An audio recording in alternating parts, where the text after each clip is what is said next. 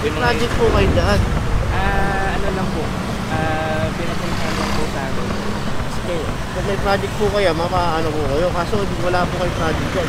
May issue po kayo ng ticket. Mabuhay lane po ito, sir. Sorry sir, Matingin na lang po ko license. Apat na. Apat na. Sa may ano lang yan, sa may Jesus Street. Oo, tapos iba pa yung natikitan. Iba pa yung natikitan. Ako po kayo kasi po. From intersection po, dapat po 6 meters away from intersection. Magiging dahil po ang stop po yan. Ngayon, lumabas naman po kayo, dumating naman po kayo. I-share na lang po natin. Para di na lang po matuloy dito. Hindi lang isang buwan na to eh. Hindi lang isang buwan. Well, although nasa designated na parking area siya nung dinesignate ng barangay, kaya lang ito, hindi tinatanggal dito kasi dapat pag yung sa dinesignate na parking area, dapat movable yung mga sasakyan eh. Hindi yung gagawin parang garahe or talyer. Kaya ito, no choice tayo kundi hilahin ito. Purong.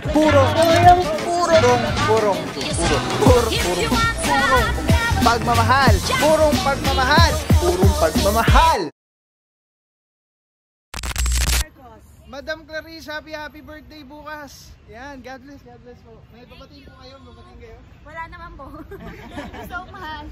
Si Mama, hi po. Hello. Hi po. Happy birthday, God bless. Thank you. What is up guys? Papa Pao here, purong pagmamahal. Happy New Year. January 8, 2024, Monday. Sama natin Transportation and Traffic Management Department, TTMDT, kasi paggaling Sir Dexter Cardenas, OIC for the Day of Sir Valencia, together with MMDA Seated 1. At dito po tayo ngayon sa Barangay San Antonio, specifically sa Jesus Street. At well coordinated yung ating clearing operation. Lungsod Quezon, ating Puting Mayora, Mayor Joel Belmonte, Vice Mayor Gian Soto. Clearing operation with regards illegal parking, illegally parked vehicles, and obstruction. Pero more on sa mga vehicles lang. Dahil nga yun lang ang saklaw ng PTMD at MMDA na kasama nating team ngayong araw. So daan na po tayo dun sa unang target area at meron naman po tayong letter order kung saan yung mga reklamo. Ito po ay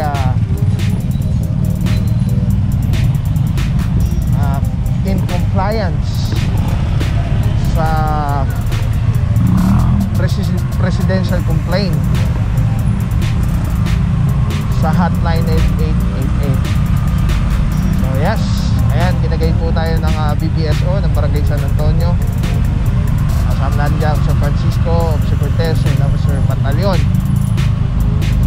At diretso na po tayo sa second target location.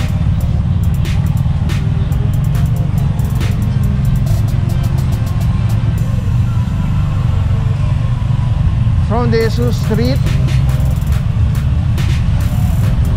pumasok tayo ng West Riverside, isa sa mga usual na operation na area natin.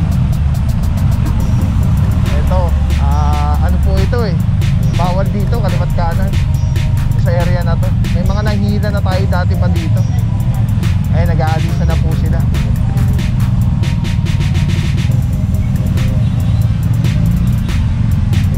Puro natutulog. Tutulog yung driver. Eh, may mga driver pinaalis na lang.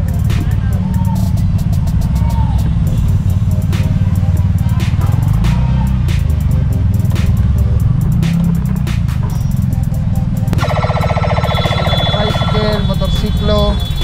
At ito na lang yung natirang bukod tangi, yung Toyota Vios na kulay puti na merong natutulog na driver.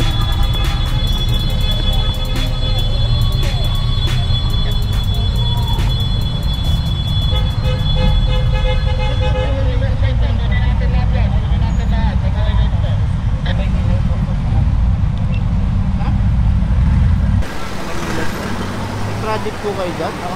Meron po kayo papel? Hindi na lang sila sa illegalities. May project po kayo dyan. Ano lang po, pinapuntahan lang po sa amin. Sige, kung may project po kayo, makaano po kayo. Kaso wala po kayo project dyan. Ay, isa po kayo ng ticket. Mabuhay lane po ito, sir. Sorry sir, sabihin lang naman yun. Matingin na lang po ako live.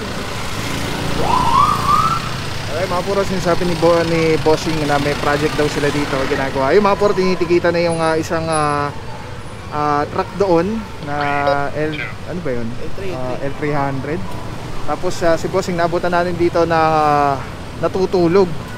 At ito ay isang mabuhay lane.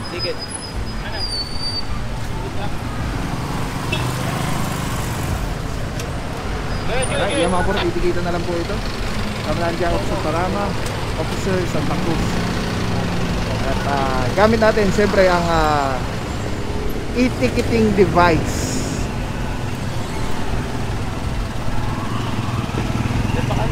Pwede naman wag na. Sir. Baka pwede wag mo titita. Alis din naman ako kaagad, hintay ko lang sila eh. Hindi naman kami nagtatagal dito.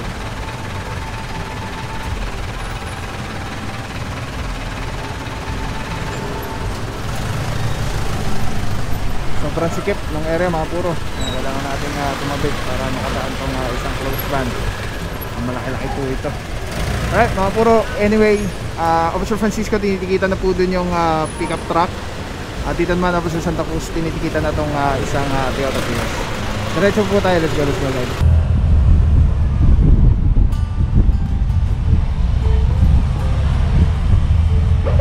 Alright mga puro, from West Riverside, pasok kayo ng Lincoln. You know, idol natin, no? Kong Velasquez. Lincoln Velasquez, Kong TV. Alright mga puro, maganda dito sa area. Meron silang designated parking area talaga. Ayan o, may guhit. So hindi malilito yung mga tao, residente, kung saan pwede mag-park at saan yung bawal. So ayun na nga. So far, nakikita natin lahat naman ay nasa tamang side ng parking.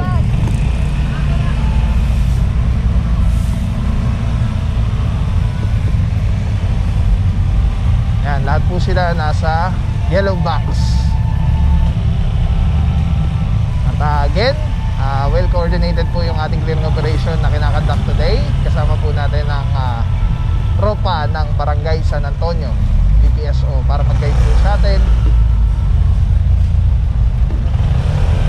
kung saan yung mga target area na nandun sa reklamo sa letter order na hawak natin.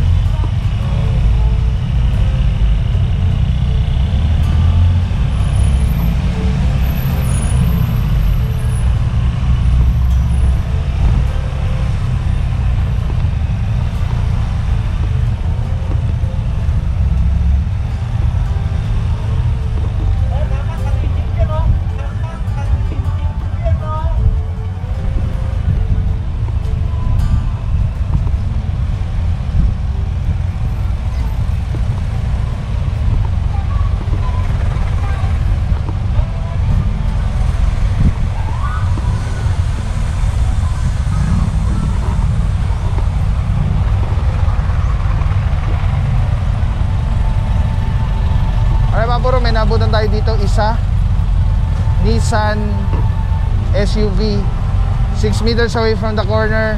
Nasa labas na rin siya ng box. Ito rin po, 6 meters away from the corner. Para hindi po kayo malito, ang 6 meters po ay para safe kayo is isang sasakyan. So yun yung haba niya. Isang sasakyan yung dapat kakasya. Alright mga puro, ito meron tayong mga naabutan dito, isang pickup truck. Ayun, may driver na, tikita na lang. Tapos ito, may driver na rin. So ticket na lang din po ito. Yan, sila po, ito, nasa one side parking siya na side. Pero nandun po kasi siya sa corner. So 6 meters away from the corner, bawal pa rin po kasi yun. Regardless, kung nasa tamang side po kayo ng parking, ng one side parking.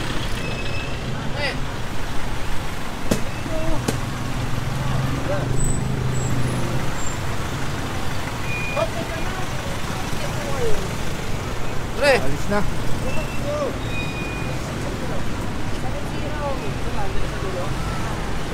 Yan. Yan, magandang umaga po ha. Ina-apprehend po kayo kasi po. From intersection po, dapat po 6 meters away from intersection. Wala po nakapag-reser. Magiging line tolerance pa po yan.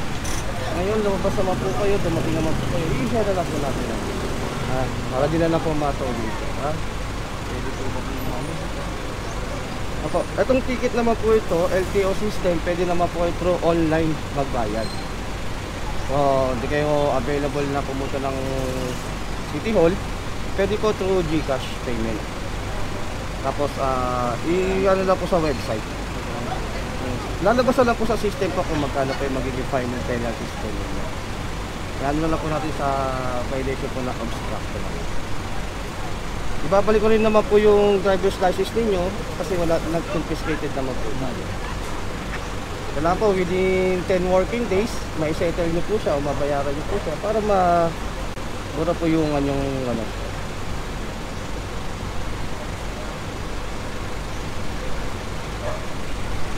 Alright, yan mga puro, cooperating naman si Bossing at papatiket na lang po siya kaysa matupa yung kanyang sasakyan. So yan mga puro, again, tandaan po natin lagi, kayo may one-side parking po sa inyong area, pero kayo po ay nasa corner,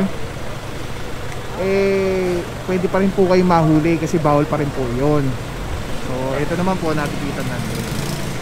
So okay na po yung ticket, compare naman po yan sa towing, napakalaking diferensya po.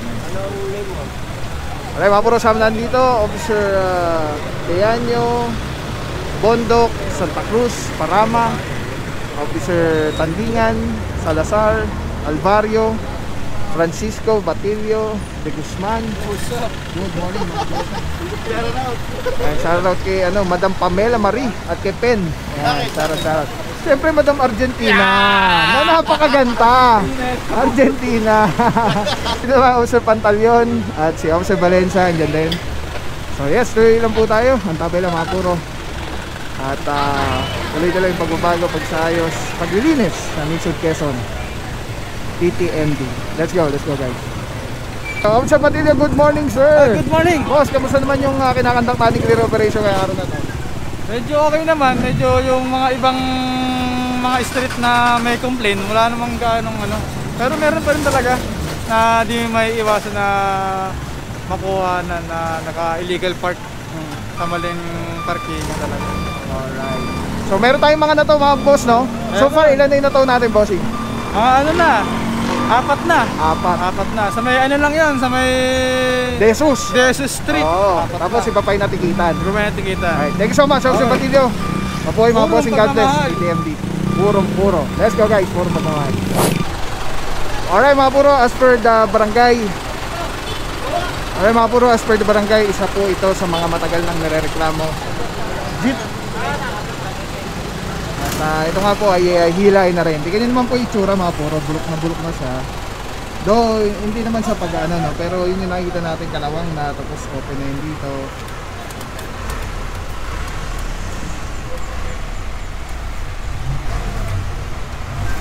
Hindi naman bulok, sorry sa term. Pero napabayaan na siya.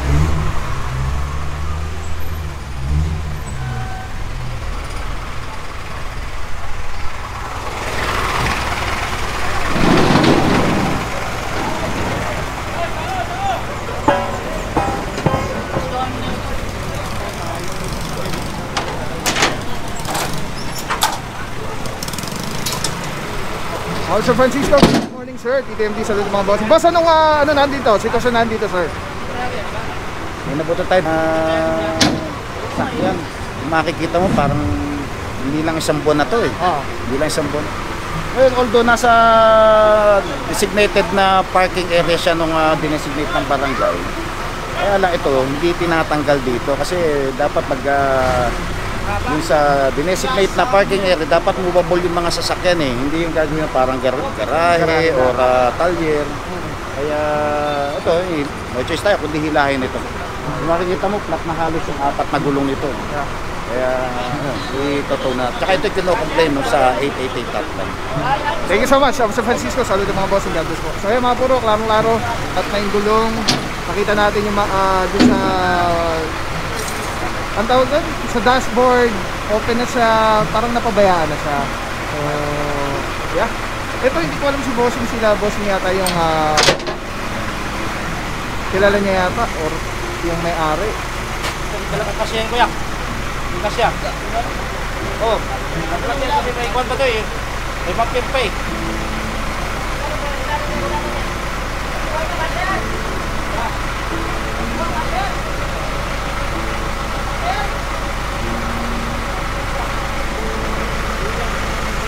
Driver? Driver? Hindi ko lang po alam kung may-ari o driver po. Bukan natin.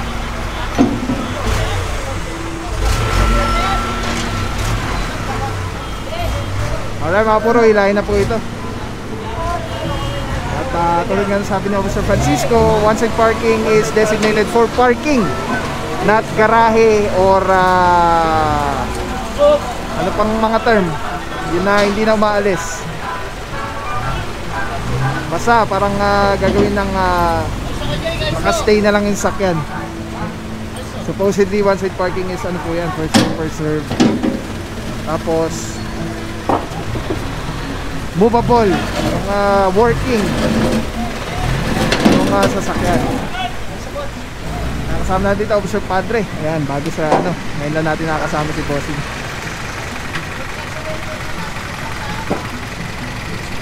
Alright, let's go guys.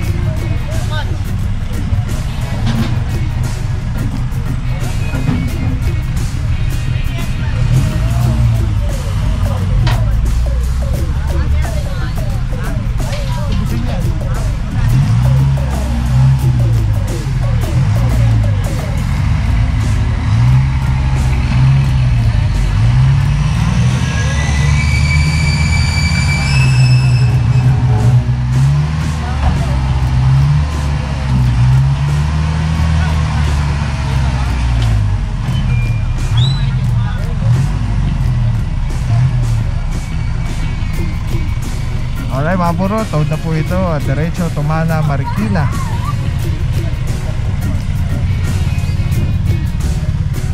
Ngayon mga puro, regardless kung nasa one side parking kayo na inaalaw ng barangay, pero yung inyong sakyan naman ay sira, dilapidated or sold vehicle, lalo na kung meron ng mga nagre-reklamo kasi supposedly yung one side parking para sa lahat po yan. So imbis na gagamit yung parking space, napapakinabangan na ng isang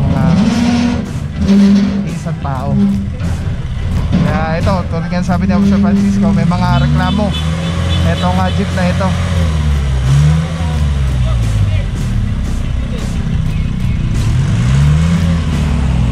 Alright, diretso po tayo mga puro. Let's go guys.